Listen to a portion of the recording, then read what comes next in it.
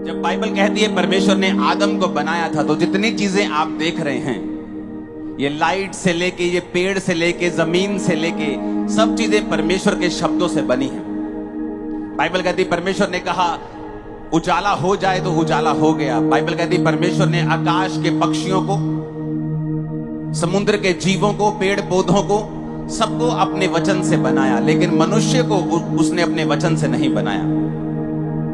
Bible कहती है परमेश्वर ने मनुष्य को जमीन की मिट्टी को गूंथ कर, अपने जीवन के सांस को फूंक कर, परमेश्वर ने उसे अपनी समानता में बनाया।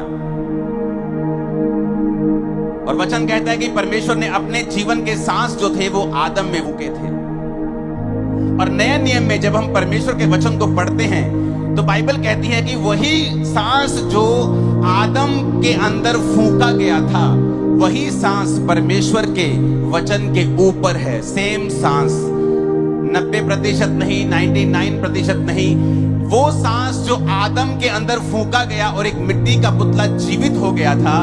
वचन कहता है कि जब बाइबल को परमेश्वर के लोगों के द्वारा परमेश्वर की आत्मा की प्रेरणा से लिखा गया, तो परमेश्वर ने वही सांस परमेश्वर के वचनों के ऊपर डाले थे कि जो कोई मुर्दा व्यक्ति इस आने वाले समयों में परमेश्वर के इस वचन को पढ़ेगा, वो वही जीवन पाएगा जो आदम ने पाया था।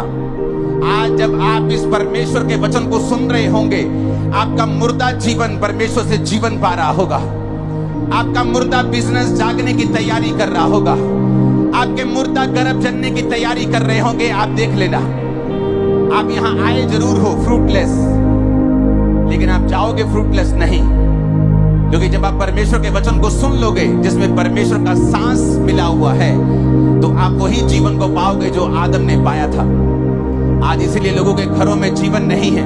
वो मैरिड तो हैं, उनकी मैरिड लाइफ में जीवन नहीं है। बिजनेस तो करते हैं, उनके बिजनेस में जीवन नहीं है। जी तो रहे हैं, लेकिन उनकी लाइफ में कोई लाइफ नहीं। कहते जी मरिया वांगू जी रहे हैं आप। इसलिए परमेश्वर ने कहा जो कोई मेरा वचन सुनेगा वो जिएगा।